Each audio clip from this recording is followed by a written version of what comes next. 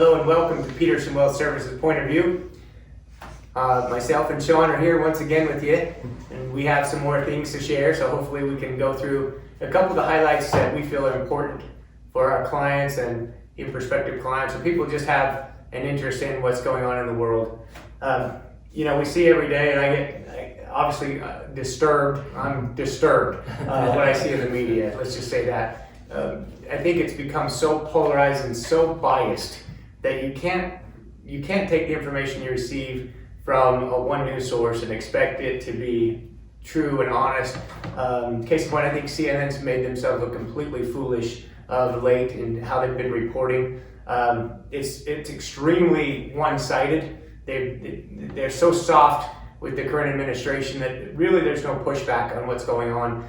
And we want to talk a little bit about what's going on and what we're seeing, what we're worried about in the environment, and what we see maybe coming out with things like you're all aware of is rising prices and inflation. And we talked about this in a couple videos in the last several months. Is the White House has told everyone that this is transitory. We're just going to have a real quick spike in prices, and it's all going to go back to what it was before. And, that's proven to be false.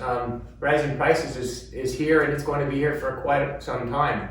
The excess spending, we're talking about now getting up to $6 trillion in spending.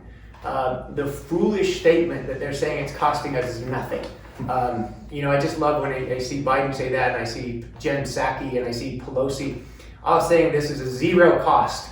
That's laughable. And if you believe that, I think you need to come in and have a conversation with us, because that's completely insane to say that. How we're going to pay for all this stuff is the next step, and we're going to talk a little bit about the proposals that are on the table, and then finally we're going to wrap up with, okay, now what? What do we do with the investment dollars and our strategies, and how are we reacting and preparing for what's coming down the pike? Yeah, I think there's a lot of things. You're hearing a lot of different things in the news about this tax plan that, it keeps getting, what's going to happen, what are we going to see? They want to take away some things that are going to help pay for the spending. So the key word there, pay. So it is going to cost something. Maybe it doesn't apply to everybody, maybe higher income earners, higher net worth, but think about that. You have higher net worth people, a lot of those are maybe business owners or executives or whatever it may be, and those increases in taxes, where do you think they flow down to? Exactly. So a good example is if Apple is paying 10% more in tax. I'm just throwing a number out there. What are they going to do? Are they going to swallow that 10%, or are they going to pass that down to the cost of an iPhone or their services? And ultimately, we all, as consumers, pay more for that, so they cover their taxes, which still leads to higher inflation. So that's some of the things we're seeing with higher proposed corporate tax rates. Also, we're hearing taking away the treatment of long-term capital gains. And instead of getting a preferential treatment on that, it's going to be treated as income. And also income taxes, or they're talking about raising those. Another big one that I think hits home to almost everybody is a step up in cost basis for inherited property.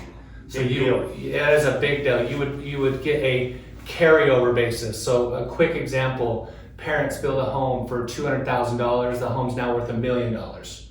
They die, they leave it to their kids. Before, it would be now the kid's basis in that property is $1 million. They could sell it, pay no tax. Now they want to keep the basis at $200,000. Kids inherit the property. They owe taxes on the $800,000 gain. They can pay with other resources, but they may not have other resources to pay that. So what's that force? A home sale, a farm sale, a property sale. It would apply to all those different things, equity accounts. So that's pretty scary. And they're talking about this only going to apply to those high income earners with the long-term capital gain increase. But think about it. Usually when you have an appreciated asset like that, it could be a home or a property or an equity portfolio, you're going to have those types of gains when you're passing on from a generation to the next one. So it's going to throw them into that category, and they are going to be subject to the ordinary income, and they are going to wonder, why don't I get a step up in that? So to make the claim that this costs nothing is ridiculous. It's like they found money, on trees, or it just bubbled up out of the ground. When we're already 29 trillion or so in debt in this country. Let's run it like a household. Exactly. What would you do if you found that kind of money and your husband or wife said, It's going to cost us nothing. Shaun, we're good. I mean, we didn't add to the credit card. Well, why not pay with a credit card, pay the credit card down that we've already ran up for years and years? That would be the prudent. I mean, isn't that the smart move, right? So it doesn't cost us anything, but we're going to raise the tax on those folks who are going to pay for this supposed new spending that we don't really need, in our opinion. We're hearing that all the time, and we have, friends, family, clients, whoever, grandkids are coming in. They're saying, "Look, I'm getting these checks in the mail, or I'm getting these deposits. They're coming from the IRS, which is taxpayer dollars, and I don't really need it. What do I do with it?" And that to us is just a red flag that people are just being incentivized to stay home or to, when you hand something out like that, it's very hard to take it away. So we feel it's maybe a political move to have these checks going out, and it's scary to us. I mean, every establishment that we go to, we were talking about this, it seems like there's a help wanted sign, or there's a, "Hey, please excuse our slow service, we're short staffed," or "We're closing one day a week because we're short staffed." To me, that's scary. Well, that just shows you there's something wrong with the policies that are currently in place. Yeah. And, we need to get people back to work. The economy's wanting to move forward. We have all this rising in prices, and you don't have the service. We went to the restaurant the other night, you can't even get a waiter to come to your table because, there's so few people working. It's just coming, full circle and going back, and so something needs to change, and I hope that it's soon. But it is politicized. This whole infrastructure spending deal. I mean, we're talking about just immigration. We're talking about the climate change and spending billions and billions of dollars on things that, of course, one side believes is important. And so where are we going to fall in? They wanted $3.5 trillion. So just imagine this, if we're voting people into office who have no clue of what they're doing with running a budget or have never run a business before, why are they in charge of our dollars? Think about it, this taxpayer money, they are supposed to be taking care of it for us and setting all the guidelines and rules and how they're going to spend money. They're spending money that's not even there. The people that are going to be saddled with this are our kids and grandkids. And it needs to be more explained so people understand the ramifications of it. Inflation has to be here and it has to be a concern. Returns are negative right now. When I say returns, I'm talking about bond returns. Think about this. The 10-year treasury pays 1.6% per year. So lock your money up for 10 years and get 1.6 a year. Does that sound like a smart investment to you? Especially now you consider inflation's running 4%, 5%. We're talking huge increases. Every day we come to the office, we see new industry reports. Just today I read the paper packaging and paper, like all of your toilet paper and paper towels and things like that, they're household goods that we use all the time. They're raising them for the second time this year, another 5% increase. So you're going to see this in your grocery stores and the things that we're doing. Beef prices are continuing to go up, gas prices.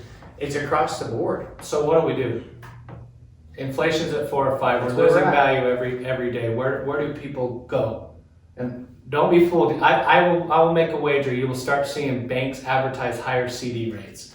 You're going to see that, and you got to look through that, because if a bank's advertising a 2% CD rate, remember you have to lock your money up for a certain period of time, probably at least 5 years. But inflation is at 4 or 5.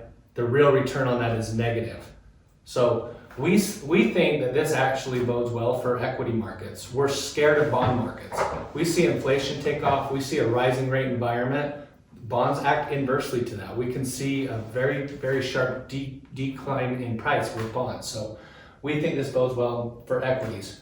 And we think that it bodes well for commodities in particular. And so those of you who are clients here would probably notice some of the adjustments we've made recently in our models to reflect that. We're starting to increase our exposure to commodity type companies and the industries in general. And in order to do that, we obviously have to back out of something else. So we're taking some profits off the table in some of our more high-tech names. We've ridden them for the last several years and made some substantial profits. Sure. And so, yeah, you know, on one hand, we're gonna have to see some tax. We're gonna pay some tax on the gains there, and I'm hoping that through the end of this year, it'll still be subject to that long-term capital gains treatment. Well, that was another Which reason is what we like to do. That's another reason we made that decision. If we were going to book some gains, we wanted to do it in this year where it's going to be more preferential than potentially next year or future years to come. So make sure you're making your voice heard. Understand what Congress is thinking about doing with this majority. Honestly, I'm going to say thank God for, you know, Congressman like Joe Manchin, who is kind of helping to roadblock some of these initiatives, because I think it would be a disaster if we had this socialist agenda pushed forth in this country. Think about how many migrants are trying to come into the country right now. 200,000 a month are coming across the southern border. They're coming in here for a reason. It's because of why they want to live here, their way of life, the American way, how we've been a country. And those of those congressmen and women and leaders in the political world who are trying to change it, I just don't think they get it. I mean, most of the time it's for political reasons. It's just telling people what they want to hear, remain in power, be big government, control everything, and then look at the inefficiencies.